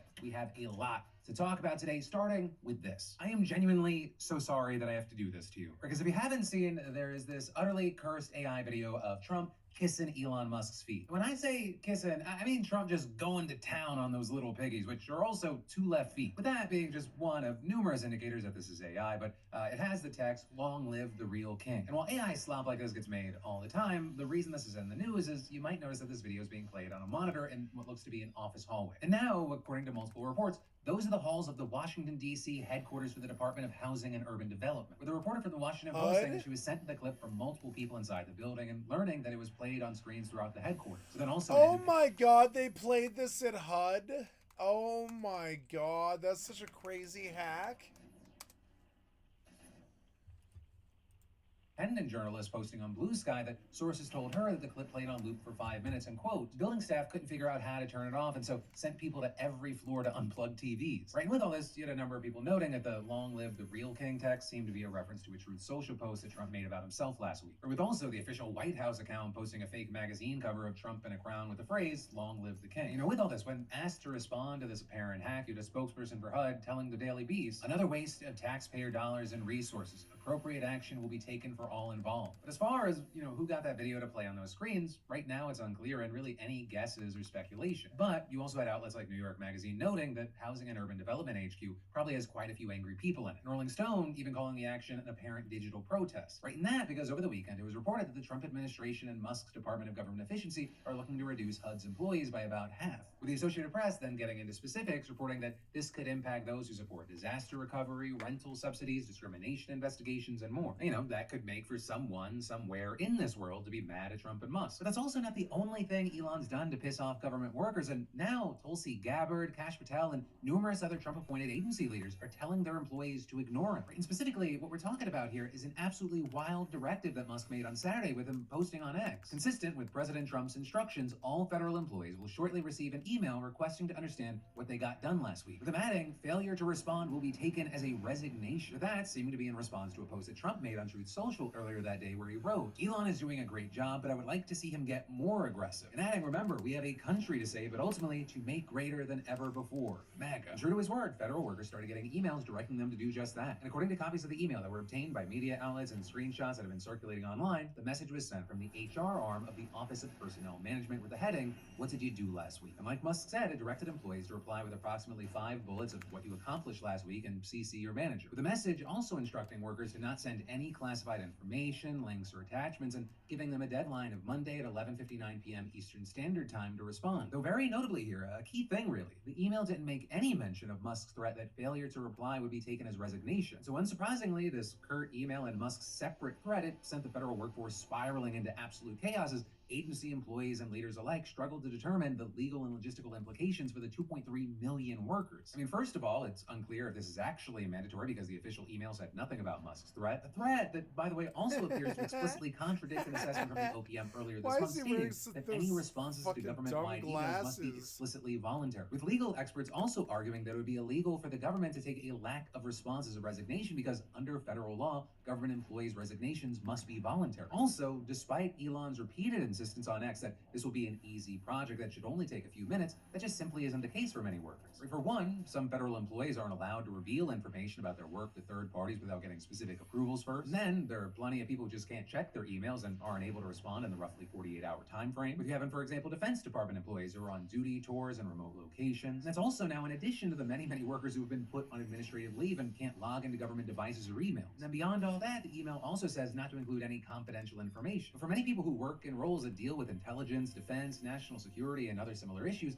most, if not all of their work is confidential or top secret. And even just revealing the non-confidential elements, it could still be a problem, with one active duty military officer, for example, telling the Washington Post, even if people didn't send classified information, the aggregation of all this information in one place would become classified information, which is a national security violation. With them adding, the military cannot function without the DoD federal workforce. This is a national security issue to treat the workforce this way. And so now, as a result, we've seen many agencies and divisions issuing their own directives to employees, explicitly telling them to not comply. Right? And like I mentioned at the top of this, that includes Tulsi Gabbard, the director of the Office of National Intelligence, with her writing a message reviewed by the New York Times where she ordered all intelligence community officers not to respond to the email, citing the inherently sensitive and classified nature of our work. With the Times then also reporting that similar instructions were given to employees of the Departments of Defense, State, Energy, Health and Human Services, and Homeland Security. And this is according to the New York Post. The directives not to respond to the email also extended to the Departments of Education and Commerce. But then also, in all the confusion and chaos, numerous federal employees across different agencies received contradictory messages. With, for example, on Saturday, the Washington Post reporting that the Justice Department told all managers that their employees should be instructed to submit responses by the deadline. But then, the next day, Kash Patel, now the director of the FBI, which is part of the DOJ,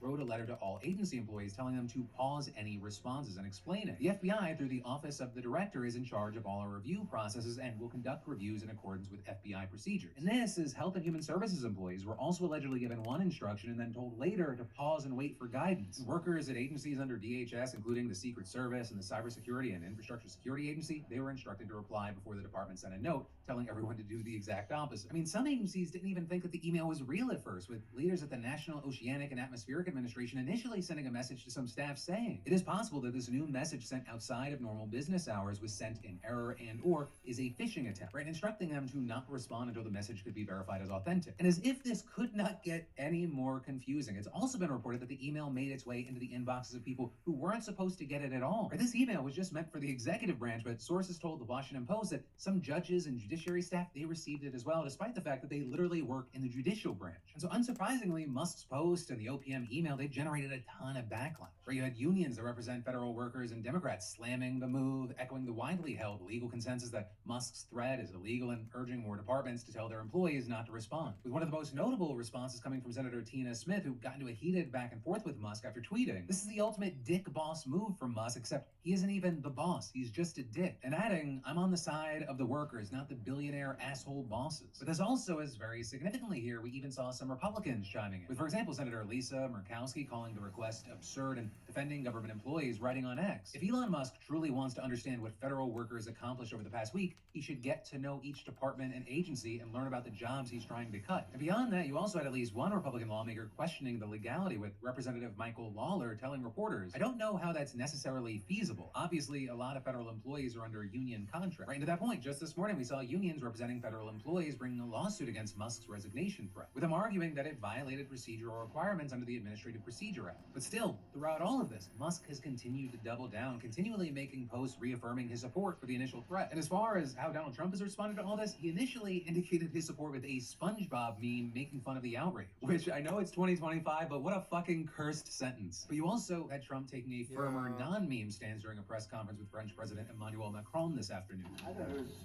great, because we have people that don't show up to work and nobody even knows if they work for the government. So by asking the question, "Tell us what you did this week," what he's doing is saying, "Are you actually working?"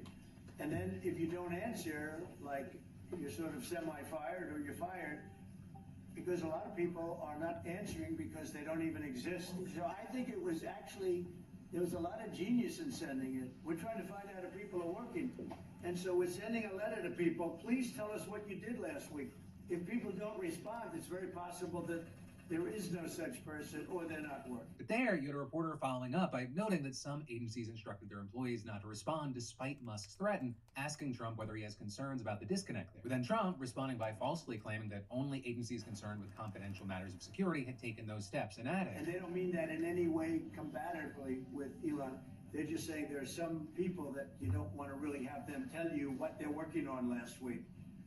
But other than that, I think everyone thought it was a pretty ingenious idea. So yeah, that is ultimately where we are for now, but we're also going to have to wait to see how this plays out with the lawsuit, and also whether actions will actually be taken against people who don't respond. And of course, like with all the news we cover, in the meantime, I'd love to know your thoughts in those comments down below. But then, next up, in huge legal and entertainment news, Blake Lively is now accusing The Hollywood Reporter of sexism in the midst of the ongoing legal battle between her, and it ends with his co-star and director, Justin Baldoni. And this stemming from a cover that the outlet recently published about the ongoing legal battle. And I want to preface what we're going to talk about by saying this is a very deep rabbit hole of a story. So I'm going to give you kind of the quickest of TLDRs on it, but understand it is a surface level kind of normie breakdown. Because in December, Blake filed a complaint accusing Justin of conducting a public smear campaign against her after she reported alleged inappropriate behavior and sexual harassment on the set of the film. And that complaint ended up being the precursor to a lawsuit that she filed just about 2 weeks later. And Justin then countersued both Blake and her husband Ryan Reynolds for $400 million, accusing them of defamation and extortion and alleging that they tried to gain creative control over the film that he was directing. With Justin then also suing the New York Times as the outlet broke the story about Blake's initial complaint. And there's just been an avalanche of updates on their claims since, tons of comments from both parties, and there are people in either camp, right? Team Blake or Team Justin. With then everything leading to The Hollywood Reporter just running a cover story about it with artwork depicting Blake coming at Justin from behind with a slingshot, aiming what appears to be a cell phone at. With that, then get the outlet a ton of backlash from people who felt that the image trivialized Blake's accusations of sexual harassment, with some writing things like, weird ass cover to make about a case that literally involves a man sexually harassing a woman in the workplace. The way this cover seems to imply Blake is attacking Justin, disgusting. As well as less than 10 years ago, the Hollywood trades were regularly exposing decades of sexual... Okay, so I am done for the night, guys. It is 7:50. I've been at it since 2 in the morning, and I'm just gonna stop here. I'm tired and I'm fading and I can feel it, so I'm just gonna go. And this was a fun session. Got a lot of Rust done, got a lot of Eve and FFXI and all this other stuff. And oh yeah, speaking of FFXI, maybe I better do all my 25 bets or whatever. I don't know. It's weird. Like I don't see.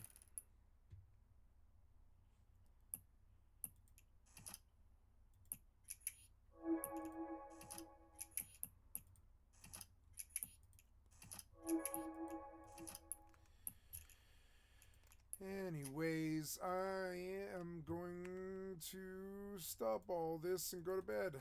So, you've been watching Skycatlive. I'm a full-time variety gamer all day, every day. Thank you for putting me on in the background. I am, on Twitch and YouTube. Give me a like, sub, or a follow. Thank you to everybody who gave me a like, sub, or follow. And so thank you for your attention, guys. I appreciate it. I will be back tomorrow morning sometime around between 2 and 5 in the morning or something like that. But I'm going to just hit the hay here. So I'm going to stop this video here with a reminder that I've got thousands of videos on my YouTube. Come and check out, this whole session was recorded and it will be placed on my YouTube channel. And I record every day, and I publish every day too. So thank you so much for your time, and I love you guys. I'm going to stop here on the video, but